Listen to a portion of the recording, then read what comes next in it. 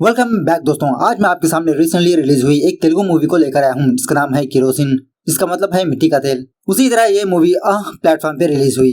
अब मूवी के बारे में ज्यादा स्पॉइलर देना नहीं चाहता, बस it's a suspense thriller movie.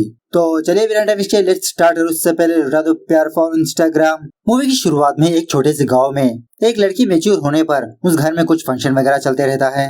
इस फंक्शन को गांव के सारे लोग आए होते हैं। उसी गांव में रामप्पा नाम का एक बंदा अपनी बेटी गौरी के साथ अपनी जिंदगी गुजारते रहता है। फंक्शन को लेट होने की वजह से ये दोनों भी फटाफट से उस फंक्शन को जाने लगते हैं। उस फंक्शन में जाने के बाद वहाँ पर कुछ गिफ्ट वगैरह रखते हैं। उसके बाद खाने का प्रोग्राम चलता है। बाप बेटी मिलकर खाना खाने लगते हैं। गौरी खाना खाने के बाद रामप्पा से कहने लगती है कि पापा मैं थोड़ा गाँव में जाकर आती हूँ।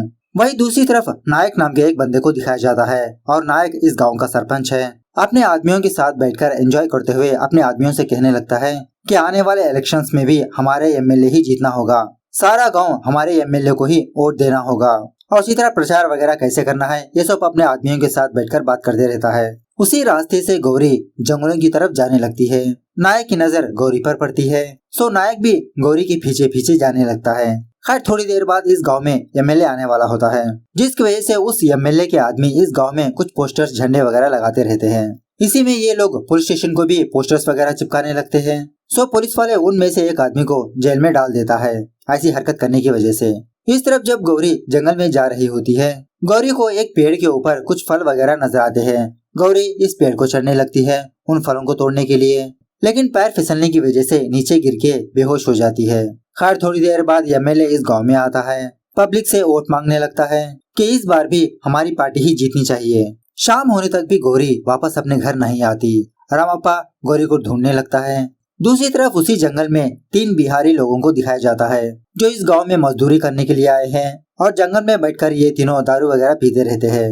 रात तक भी गौरी वापस अपने घर न आने की वजह से रामप्पा और उस गांव के कुछ लोग गौरी को ढूंढने में लगे रहते हैं, लेकिन बहुत देर तलाशी करने के बावजूद भी गौरी का कोई अता पता नहीं होता। और इसी तरह रात का समय होने की वजह से सारे गाँव वाले अपने अपने घर चले जाते हैं। दूसरे दिन सुबह सवेरे उसी गाँव का एक बंदा जब जंगलों में जा रहा होता है तो किसी जगह पर एक बंदा जली हुई डेड बॉडी को देखता है। मतलब ये डेड बॉडी पूरी की पूरी जल चुकी होती है, सिर्फ कंगाल बचे होते हैं। फटाफट से पुलिस वहाँ पर पहुँच जाती है। शिनाख्त हो जाती है कि ये डेड बॉडी गौरी की है। मतलब रामप्पा कुछ गहनों को देखकर पहचान लेता है। थोड़ी ही देर में ये बात उस एमएलए को पता चलती है कि गांव में एक लड़की का मर्डर हो गया। वो एमएलए फौरन एसआई को कॉल करके यही बताने लगता है कि तुम कुछ भी करो, 24 घंटे के अंदर ये केस सॉल्व हो जाना चाहिए। आगे इलेक्शंस आने वाले हैं, हमारे पार्टी का नाम बदनाम हो सकता है। उसके बाद वो एमएलए क्राइम सीन पर जाकर रामप्पा को थोड़ा हौसला देने लगता है और इसी तरह उस एसआई और नायक को खोपचे में बुलाकर उनसे कुछ बात करने लगता है। उसके बाद बेचारा रामप्पा अपनी बेटी गौरी को याद करके बहुत रोने लगता है। हर जगह पर इसको इसकी बेटी ही नजर आने लगती है, ऊपर से अकेला भी हो गया। खैर दूसरे दिन पुलिस वाले क्राइम सीन जाकर सबूतों को ढूंढने लगते हैं, लेकिन दूर दूर तक कोई भी एविडेंस नहीं मिलता। सो वो ऐसे सोचने लगता है कि इस केस को अब कैसे क्लोज किया जाए। और ऊपर से उस एमएलए का प्रेशर। रामप्पा और कुछ गाँव वाले पुलिस स्टेशन के पास आकर ही बैठे रहते हैं। रामप्पा उस एसआई से हाथ जोड़कर रिक्वेस्ट करते रहता है कि मेरी बेटी को इंसाफ दिलाओ। तो फाइनली वो एसआई एक आइडिया निकालता है। उस गांव के एक छोटे से चोर जिसका नाम होता है राजेश, उसे पुलिस स्टेशन बुलाता है और उसके एक चप्पल को क्राइम स्पॉट पर प्लांट करके एज ए एविडेंस की तरह वो एसआई अपने पास रख लेता है। मतलब राजेश के खिलाफ एक झूठा सबूत क्रिएट करता है। अब इस बेचारे राजेश को कुछ भी समझ में नहीं आ रहा था। वो ऐसा जैसे ऐसा बोल रहा था राजेश उसी तरह से करने लगता है, उसको जेल में डाल देता है। उसके बाद नायक को कॉल करके यही गुड न्यूज सुनाता है कि गौरी का केस क्लोज हो चुका है, मैंने असली कल्प्रिट को पकड़ लिया। सरपंच साहब आप थोड़ा हिस्सा हमारे घर भेज दीजिए। जब ये बात रामप्पा को पता चलती है, रामप्पा रोते हुए पुलिस स्टेशन आता है। जैसे से कहने लगता है कि ये मेरा गौरी का कातिल नहीं, ये आप किसको पकड़ के ले आए हो। लेकिन वो ऐसे लुच्चा लफंगा आवारा किस्म का बंदा होता है। रामप्पा से कहने लगता है कि तुम आकर इन्वेस्टिगेशन कर लो ना, और इसी तरह गौरी की इज्जत पर भी उंगली उठाता है। रामप्पा और कुछ गाँव वालों को डरा धमकाकर वहाँ से भेज देता है। लेकिन रामप्पा चुप ना बैठते हुए कमिश्नर के पास जाकर इसकी कंप्लेन करता है कि मेरी बेटी के साथ ऐसा हुआ एक्सेट्रा एक्सेट्रा।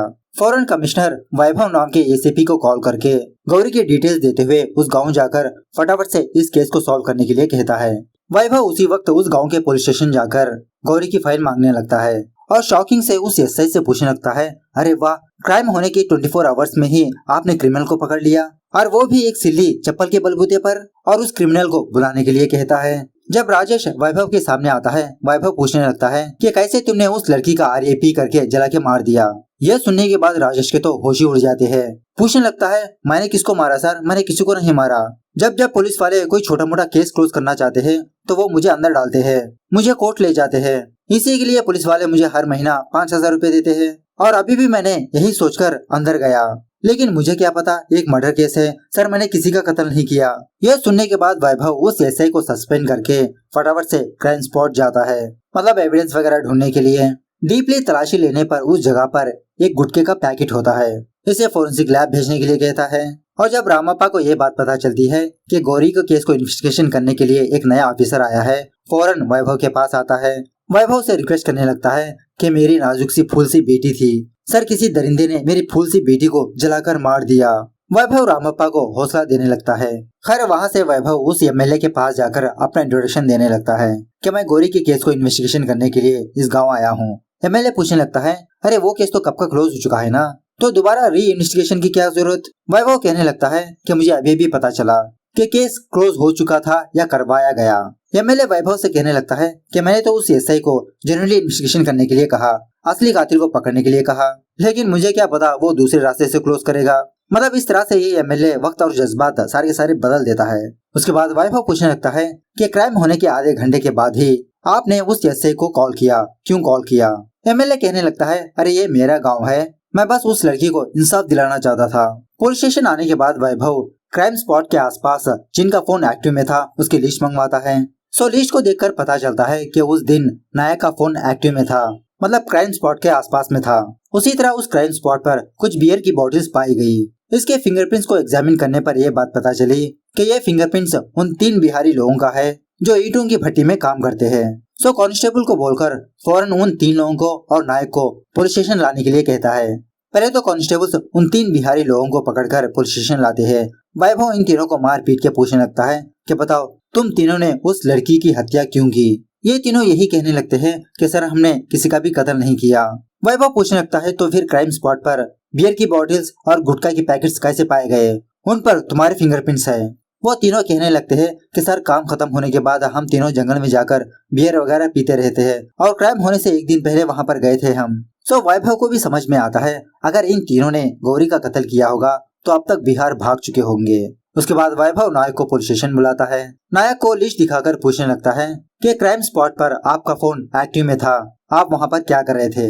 यह सुनने के बाद नायक वैभव को एक सीक्रेट बात बताता है कि सर एक्चुअली उस एरिया में मेरी गर्लफ्रेंड है, मैं उस दिन मेरी गर्लफ्रेंड से मिलने के लिए गया था। क्रॉस चेक करने पर यह बात भी कंफर्म हो जाती है। उसके बाद हेड कांस्टेबल वैभव से कहने लगता है कि सर पिछले क्राइम्स में भी अगर आप होते तो वो केस कब का सॉल्व हो चुके होते। वैभव पूछने लगता है कि कौन से क्राइम। हेड कांस्टेबल कहने लगता है कि सर 3 साल पहले इसी तरह से एक लड़की का मर्डर हुआ, मर्डरर ने किसी जगह पर एक लड़की को जला के मार दिया।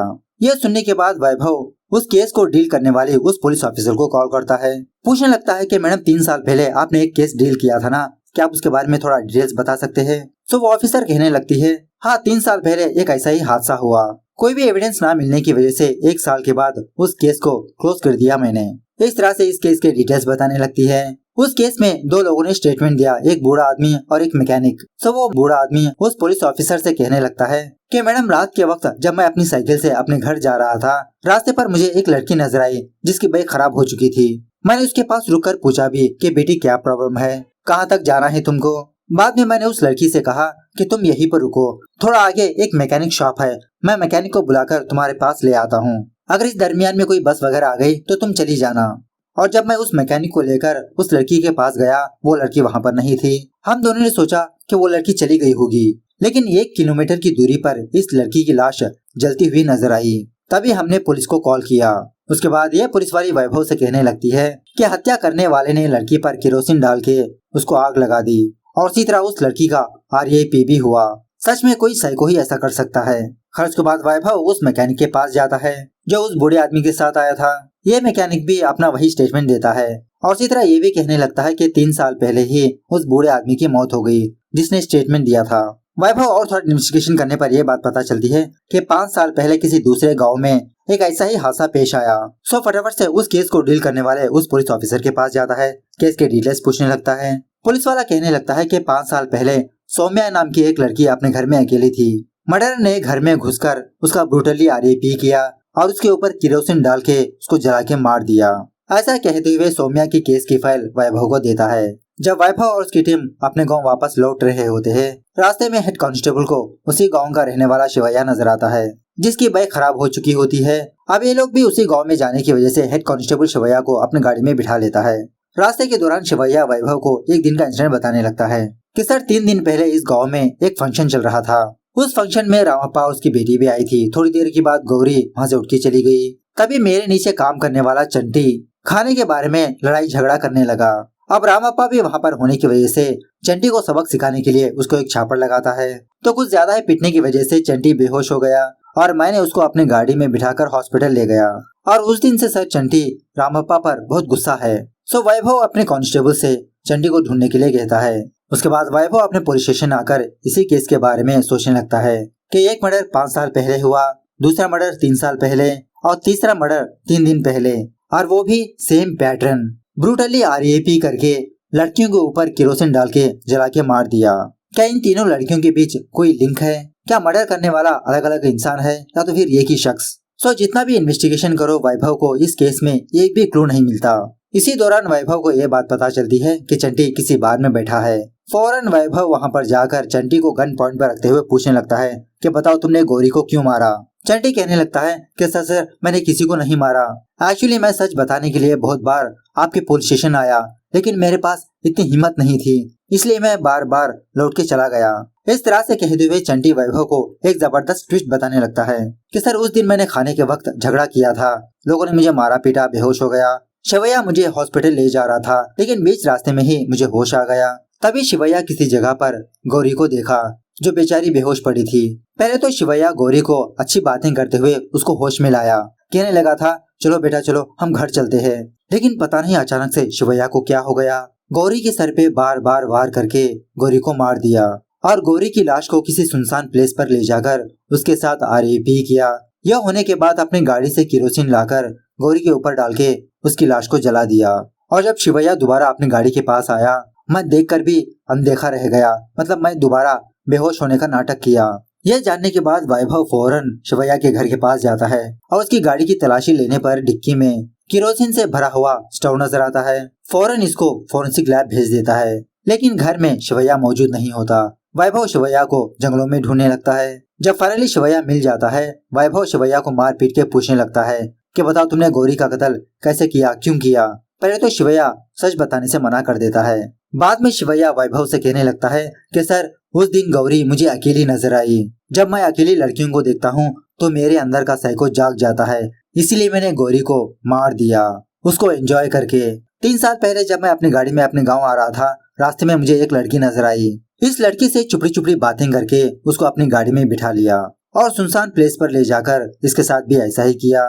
उसी तरह 5 साल पहले जब मैं अगरबत्ती बेचने के लिए किसी घर में गया, वहाँ पर मुझे सौम्या अकेली नजर आई। मेरे अंदर का साइको जाग गया और उस दिन मेरा बर्थडे भी था।